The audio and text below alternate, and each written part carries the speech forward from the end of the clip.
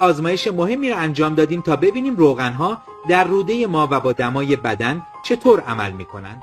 این مقایسه بین یک روغن حیوانی سنتی است که مورد تایید انجمن جراحان قلب و عروق اروپا است و یک روغن معمولی نباتی با همان شکل ظاهری که ما ماهانه 2 کیلوگرم از آن را به شکل جامد و مایع استفاده می‌کنیم. حالا شرایطی مثل دمای بدن را با حرارت کف دستها برای هر دو روغن ایجاد می‌کنیم. می‌بینید که روغن حیوانی خیلی زود روان می‌شود و در لوله یا روده حرکت کرده و رسوب نمی‌کند. اما روغن‌های دیگر با دمای بدن هیچ تغییری درشان ایجاد نمی‌شود. جای تعجب نیست که روغن‌های صنعتی و دارای افزودنی‌های شیمیایی علاوه بر روده و معده در رگ‌های بدن رسوب و باعث تنگتر شدن رگ‌های عروقی و در نهایت سکته قلبی می‌شوند.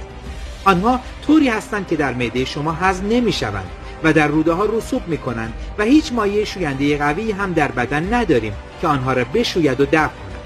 پزشکان معتقدند رسوب روغن‌های صنعتی و نباتی در روده‌ها باعث ایجاد دیابت، ناهنجاری‌های معده و روده، یبوست، عدم هضم و جذب درست غذا و ویتامین‌ها و ده‌ها بیماری دیگر می‌شود.